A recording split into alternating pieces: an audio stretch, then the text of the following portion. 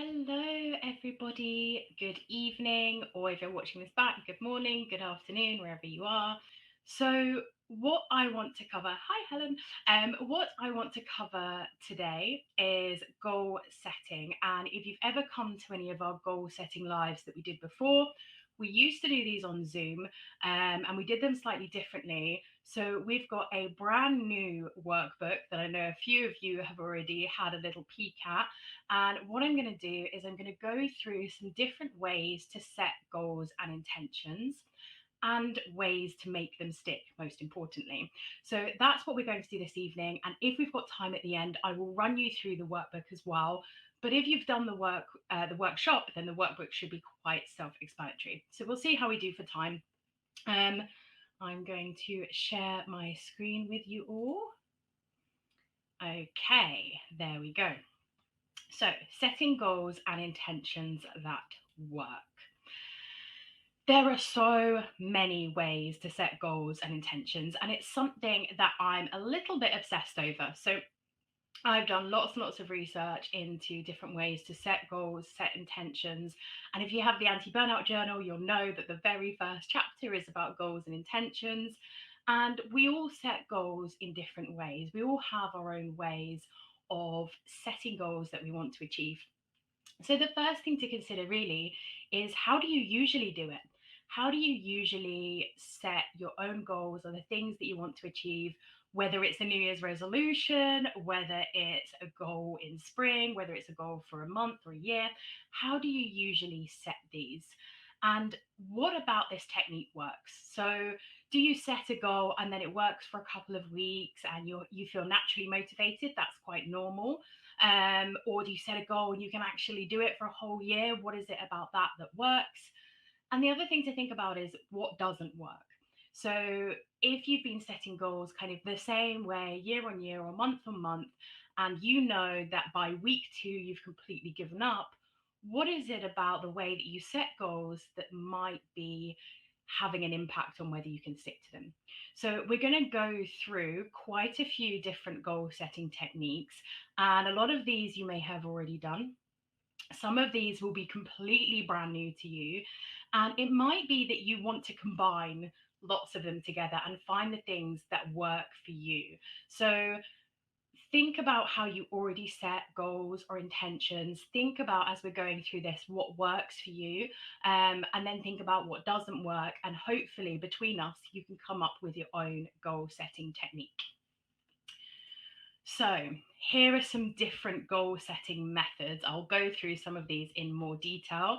SMART is probably the most famous type of goal setting method.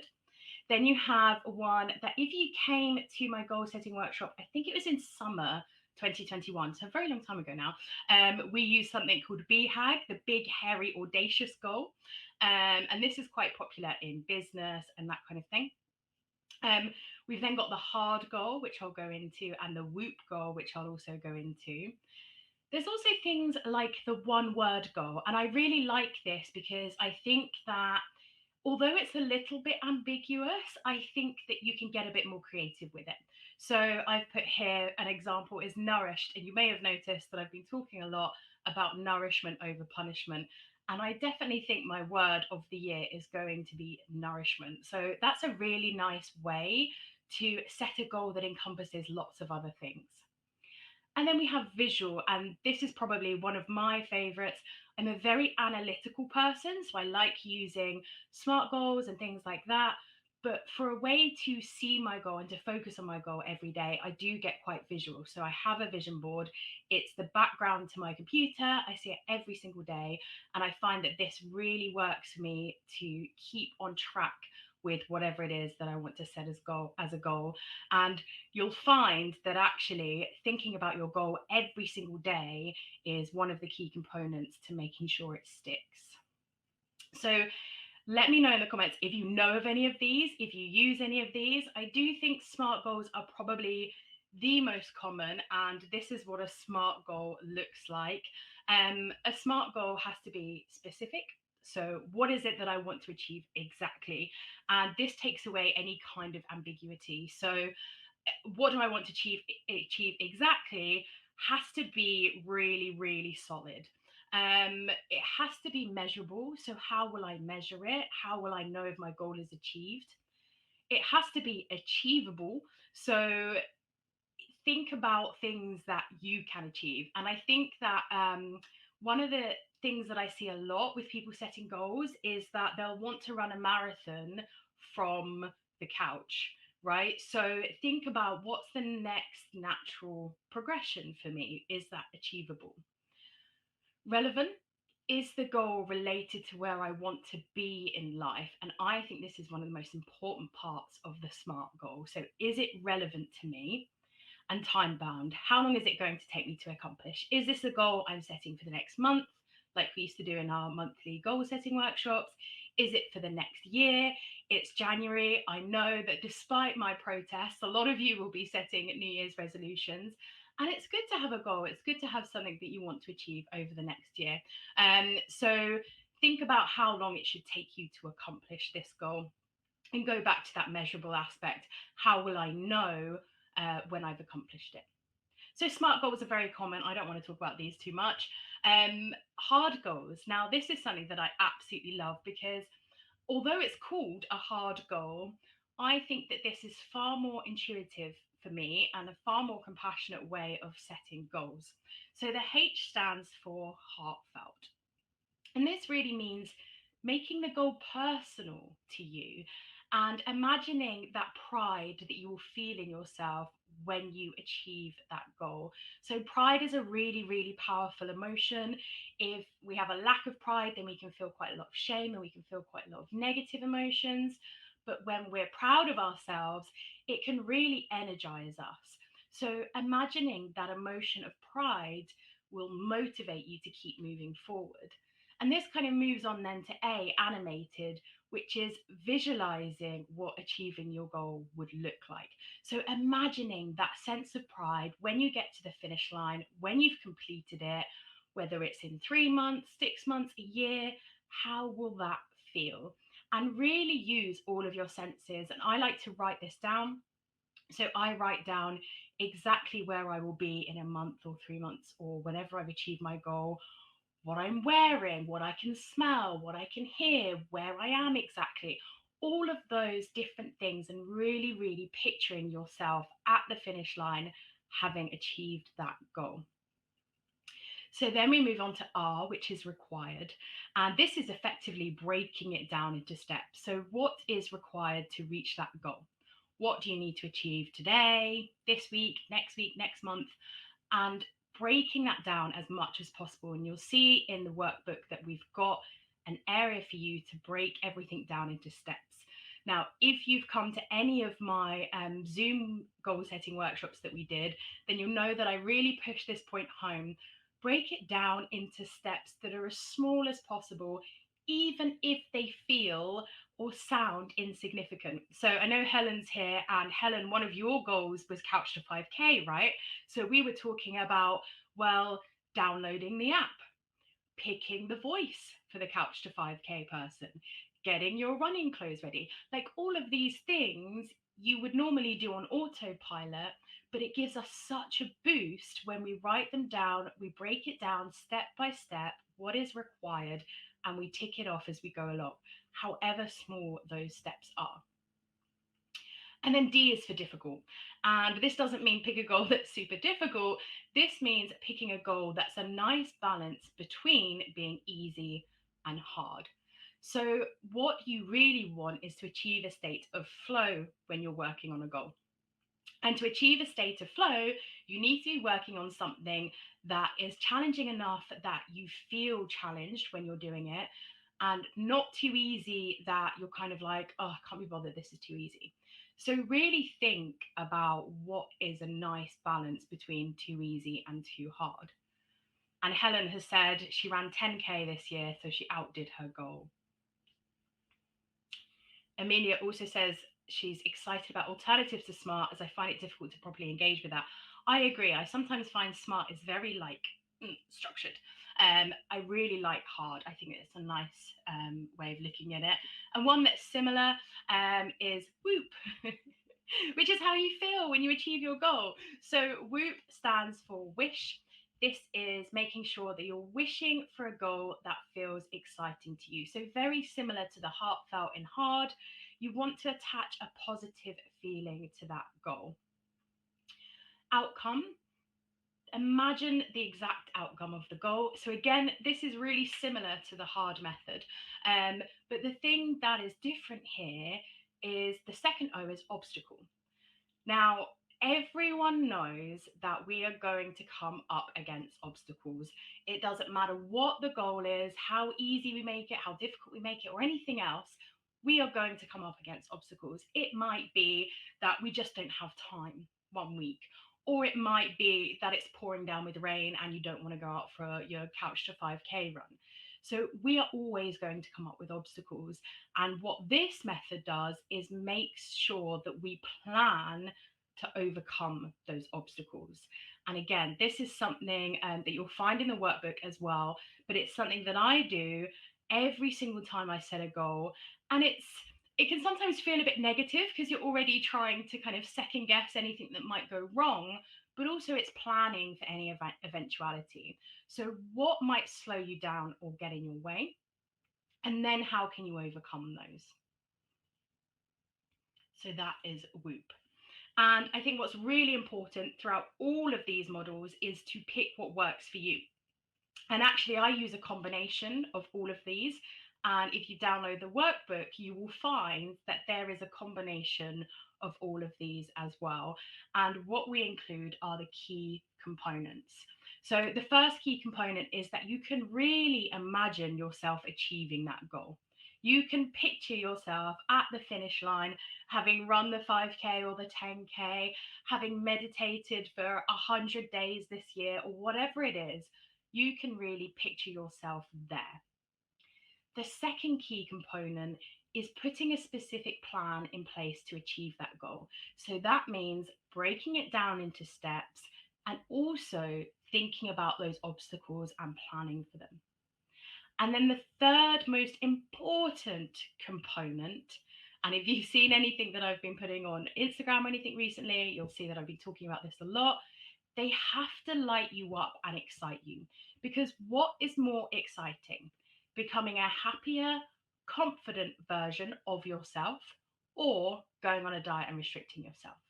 So you really have to pick something that lights you up and excites you in order for you to feel that pride, to feel that excitement, visualize yourself being able to achieve it, and then get excited about putting a plan in place.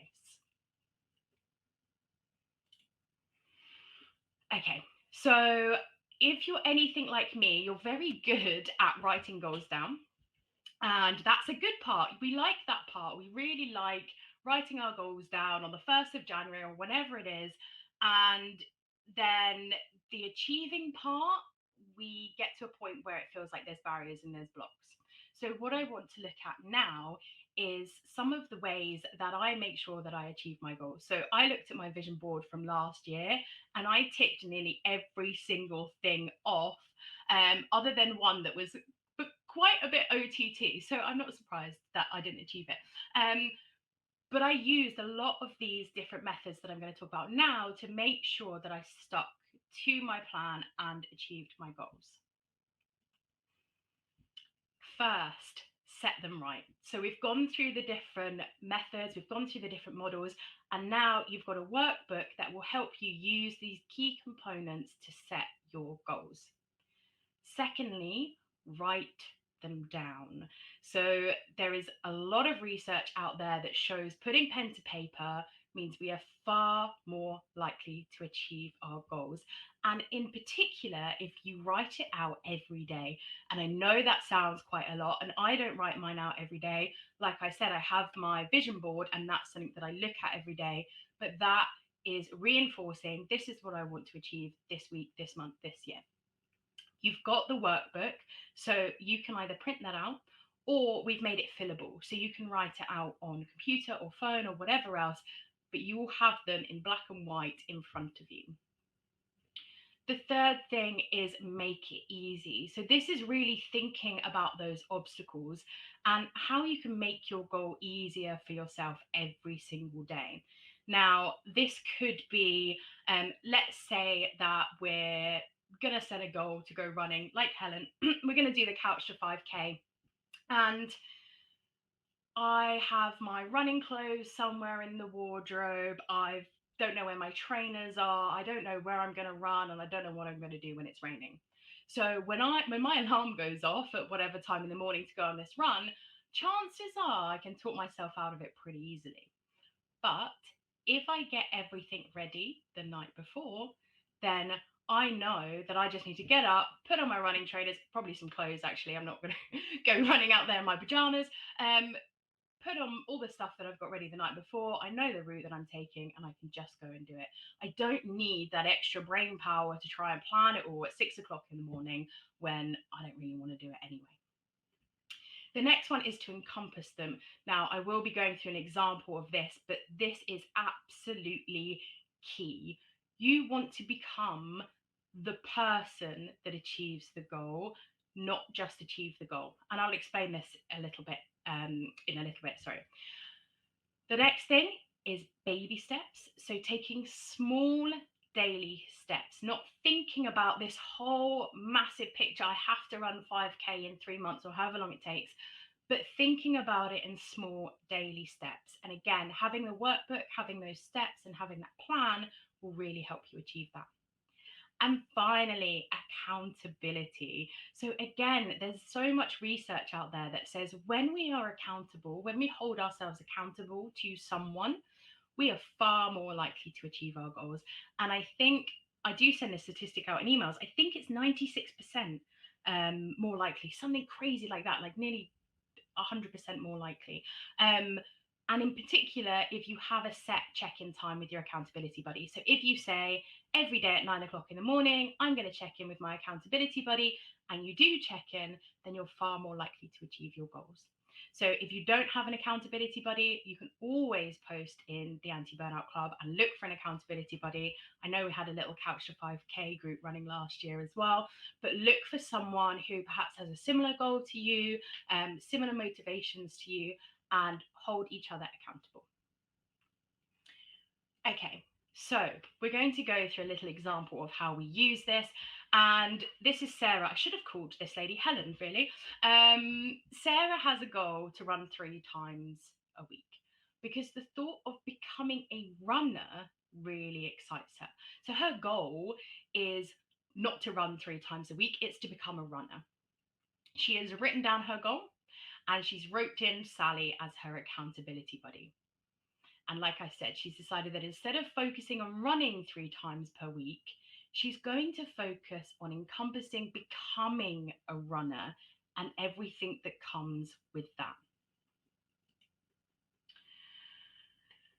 So, like I said, she wants to become a runner. She's going to be running 3 times per week. So, how can she focus on small daily actions when she's going to be running 3 times per week? She considers what else a runner would do and adds these to her goal plan. For example, reading running magazines, learning new techniques, researching running routes, taking up yoga to stretch out of her muscles, and really thinking about all of those things that will help her become a runner, not just focusing on running 3 times per week. And you can use this for pretty much anything. You just have to go back to that thought of who will I become at the finish line? What does that person look like? And how does that person encompass everything to achieve their goal? Then Sarah sets daily intentions. So she sees becoming a runner as her end goal. And the difference between a goal and intentions is a goal is something very much in the future that you want to achieve, and intentions are very much in the present. So, how do I want to feel and be right now? So, every day she writes down her goal and a positive intention that will help her achieve it. And I've given some examples of some intentions there. And these intentions are positive. They're always framed positively and in the present. So today I will, today I am, today I honor my body by giving it the rest it needs. It doesn't necessarily always have to be about running for Sarah. Sometimes she needs a little bit of rest.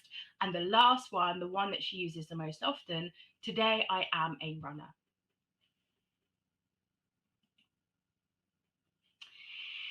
Making it easy. So Sarah knows that, like most people on this planet, we aren't naturally motivated and we don't have a lot of willpower, particularly if we're creating a new habit and we need to ingrain that into our lives. So she needs to make her goal as easy as possible. And for her, like I said earlier, this is a very similar thing to if Helen was breaking this down step by step, but she gets all of her running clothes ready the night before. She knows her routes and where she's going to be running. And she has a backup plan if the weather is too bad to go out. So, on those days when she's not running, but she still wants to encompass being a runner, these are the things that she can do in the meantime, preparing and getting ready and making it easy for her to get up in the morning and get out and run. Okay, I've got a little exercise for you here. Sarah has run into a bit of a problem, and I want you to have a think about what you would advise Sarah in this situation. So she's stuck to her goal for 3 weeks, she's completed 10 runs, and now she's feeling pretty exhausted. She's had a really rough week, work has been awful, and she does not want to get up at 6 a.m. to run. She's really worried she's fallen off the wagon and failed and undone all of her hard work. So I want you to have a little think now, just for a minute or so, of what you would say to Sarah if she told you, I'm going to give up, I've completely failed at my goal, I missed my last run, I've ruined it all, I'm not doing it. So have a little bit of a think. If you are watching this live and you want to comment, just click on the YouTube video if you're on the platform, and that will open up the comments for you. I know there's a few of you in the comments already. I'm going to have a sip of tea. I can't remember the last time I spoke this much, not since last year.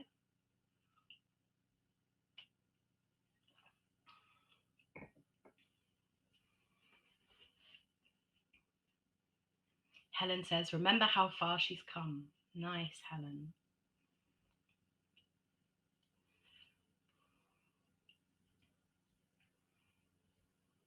Use her backup plan, like it.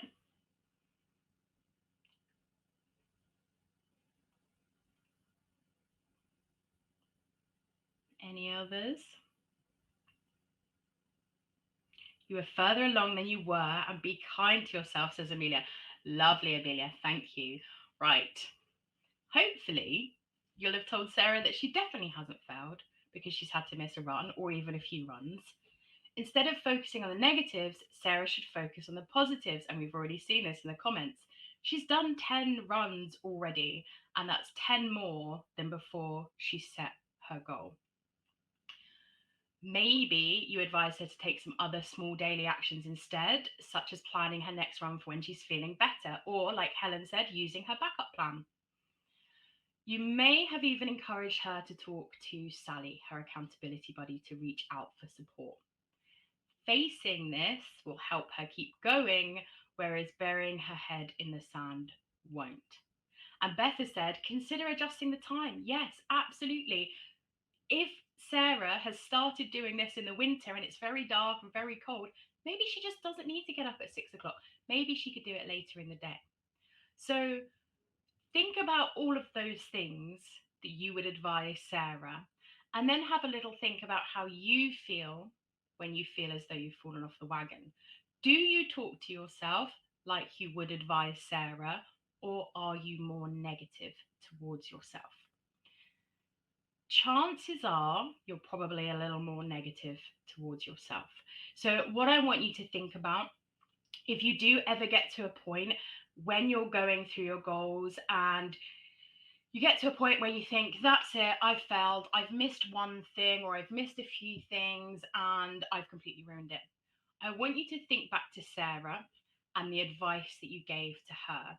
And the compassion that you treated Sarah with is the compassion that you should treat yourself with. Okay, remember, always, always, always pick a goal that excites you and makes you feel good. If you've already set something for January or something for the year, think about how it makes you feel. And it is okay to change it if you're like, actually, that doesn't really light me up. That doesn't make me feel very excited. It's fine to change it. No one's going to know. So make sure that you've picked a goal that excites you and makes you feel good.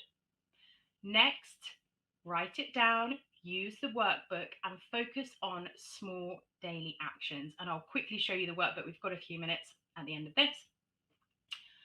Be gentle and kind to yourself if things don't always go to plan. Have in your head what you advised Sarah and the compassion that you treated her with, and treat yourself with the same compassion.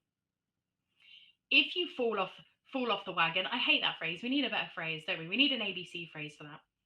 And then face this without judgment, but do not bury your head in the sand. It is much better to say, okay, didn't quite go to plan, how can I move forward, than it is just pretend it never happened.